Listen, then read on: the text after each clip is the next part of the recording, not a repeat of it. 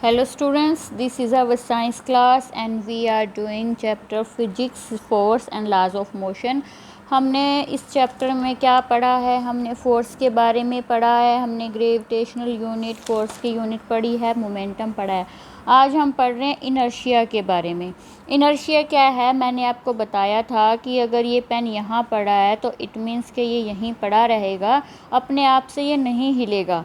ठीक है, ये एक कैपेबिलिटी है, ये एक क्वालिटी है किसी भी ऑब्जेक्ट की कि अगर वो जिस स्टेट में है वो उसी स्टेट में रहने की कोशिश करता है। ऑब्जेक्ट अपने आप से चेंज नहीं होता है वो। तो इनर्शिया क्या है? Object at rest. अगर वो एक रेस्ट पे है तो विदाउट एनी एक्सटर्नल एफर्ट और force it will be at rest. मतलब जब तक उस पर कोई एक्सटर्नल प्रेशर नहीं लगाया जाता तो वो रेस्ट पे रहने की कोशिश करेगा। या फिर अगर वो मोशन में है तो जब तक उसे एक्सटर्नल फोर्स से रोका नहीं जाएगा वो मोशन में ही रहने की कोशिश करेगा। एग्जाम्पल देखिए, जब हम किसी बस में बैठे हैं और बस चल नहीं रही, ठीक है, तो अचानक से जब बस चलती है तो हमें एक झटका लगता है, आगे की तरफ लगता है ना। वो क्यों?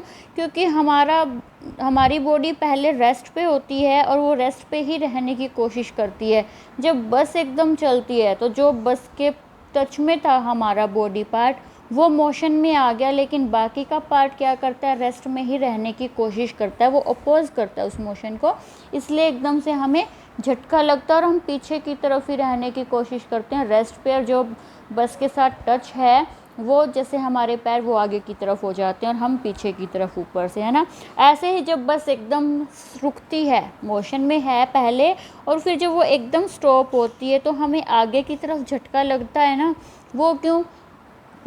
क्योंकि जब हम मोशन में थे तो हमारी बॉडी मोशन में ही रहने की कोशिश करती है, और जब बस एकदम रुक रही है तो जो बस के टच में था वो तो रेस्ट पे आ गया वो पार्ट, लेकिन हमारी बॉडी आगे की तरफ ही मूव रहने की कोशिश करती है। ठीक है, तो ये सब क्या है? इनर्शिया के एग्जांपल है कि जो भी बॉडी किसी भी चीज़ में है, रेस्ट में है या मोशन में है, वो उसी में रहने की कोशिश करती है। ठीक है, बॉल है, हमने बॉल फेंकी ग्राउंड पे तो वो अगर इनर्शिया तो वो क्या होगा? चलती रहेगी। लेकिन आप तो कहोगे कि ये तो रुक जाती है थोड़ी दूर जाके, लेकिन क्यों रुकती है? क्योंकि उस पर फ्रिक्शन वर्क कर रहा है, एक एक्सटर्नल फोर्स ऑफ फ्रिक्शन उस पर वर्क कर रहा है, तब वो रुक रही है। अगर फोर्स ऑफ फ्रिक्शन नहीं होता ग्राउंड और बॉल के बीच में तो वो चलती रहती।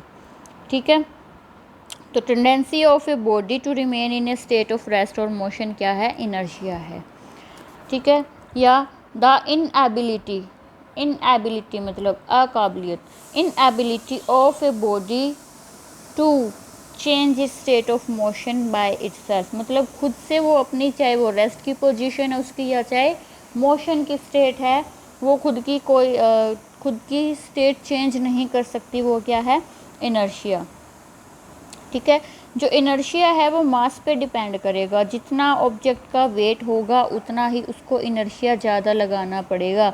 लाइक एक 2 kg का ऑब्जेक्ट है, उसको अगर हम धक्का दे रहे हैं और एक 50 kg का है, उसको हम धक्का दे रहे हैं तो कौन सा जल्दी मूव कर पाएगा? 2 kg वाला ना, क्योंकि जितना उसका वेट कम था उतना ही उस पर इनर्शिया कम, मतलब हमें फोर्स कम लगाना पड़ता है उसको स्टेट चेंज करने में। ठीक है, और ऐसे ही अगर 50 kg के वेट को हम चेंज करने की कोशिश करते हैं तो हमें ज़्यादा फोर्स लगाना पड़ता है, इट मीन्स इसका इनर्शिया जाता है। तो जो इनर्शिया है वो डायरेक्टली प्रोपोर्शनल टू मास है। ठीक है, आगे टाइप्स पढ़ते हैं। इनर्शिया के टाइप्स कितने हैं? Inertia of rest. Inertia of rest का मीनिंग क्या है? कि कोई भी बॉडी जब रेस्ट में है तो वो रेस्ट में रहने की ही कोशिश करती है। लाइक एक चेयर पड़ी है तो वो जब तक मूव नहीं करेगी जब तक कि उसको एक्सटर्नल फोर्स से उसकी पोजीशन चेंज करने की कोशिश ना की जाए। इनर्शिया ऑफ मोशन क्या होगा? कि कोई भी ऑब्जेक्ट अगर मोशन में है तो वो मोशन में रहने की ट्राई करता है। इनर्शिया ऑफ मोशन क्या है? कि कोई भी ऑब्जेक्ट अगर मोशन में है तो जब तक उसको एक्सटर्नल फोर्स से रोकने की कोशिश नहीं की जाएगी तो वो मोशन में ही रहेगी ऑब्जेक्ट। ठीक है, इनर्शिया ऑफ डायरेक्शन क्या है? कि कोई भी ऑब्जेक्ट अपनी डायरेक्शन चेंज नहीं करेगा अपने आप जब तक कि उसको एक्सटर्नल फोर्स से डायरेक्शन चेंज करने को ना कहा जाए या डायरेक्शन चेंज करने की कोशिश नहीं की जाएगी। ठीक है, उसी देखिए जब हम बस में या बाइक पे, बस में लगा लिए, हम बस में जाते हैं और बस ने यूँ टर्न लिया, लेकिन हमारी बॉडी को, हम ऊपर का पार्ट है वो उसी मोशन में जाने की कोशिश करता है ना, जिस तरफ होता है, हम थोड़ा झुक जाते हैं मोशन गोलाई में, तो वो क्या है, इनर्शिया ऑफ डायरेक्शन होता है। ठीक है, डोरमेट का एग्जांपल यहाँ पे है, इनर्शिया के एग्जांपल हैं ये, कि अगर हम दरी लगा लो, अगर हमने दरी को जब झाड़ना हो तो हम क्या करते हैं, या हम बेडशीट को झड़का रहे हैं तो उसकी मिट्टी बाहर कैसे निकल जाती है, क्योंकि जो पहले क्या है, दरी बेडशीट के साथ जो डस्ट पार्टिकल्स हैं वो भी रेस्ट पे रहने की कोशिश करते हैं, लेकिन जब हम झड़काते हैं उसको इस तरह से, तो वो जो बेडशीट थी वो मोशन में आ गई, लेकिन जो डस्ट पार्टिकल्स थे वो क्या थे, रेस्ट पे रहने की कोशिश करेंगे और वो वहीं रह जाते हैं। ठीक है, तो ये एग्जांपल है इनर्शिया के। नेक्स्ट है बैलेंस्ड एंड अनबैलेंस्ड फोर्स होते हैं। बैलेंस्ड फोर्स का एग्जांपल देती हूँ मैं, कि एक अलमीरा है, ठीक है, उसको इस तरफ से फोर्स लगाया जा रहा है, तो इसकी टेंडेंसी क्या है कि ये इस तरफ मूव करेगी, लेकिन इसको इस तरफ से भी फोर्स लगाया जा रहा है, तो क्या होगा, मूव करेगी। अगर ये दोनों फोर्स बिल्कुल इक्वल हैं तो ये कहीं भी मूवमेंट नहीं करेगी, इसी जगह पे रहेगी। लेकिन अगर ये, ठीक है, तो उसको कहते हैं बैलेंस्ड फोर्स।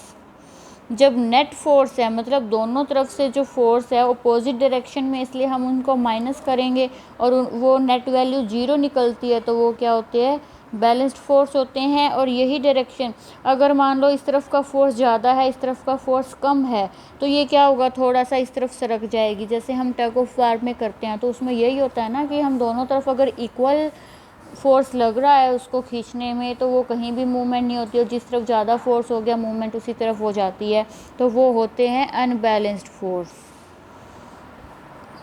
ठीक है, नेक्स्ट में हम, ये हमारी वीडियो कंप्लीट है, नेक्स्ट में नेक्स्ट टॉपिक करते हैं।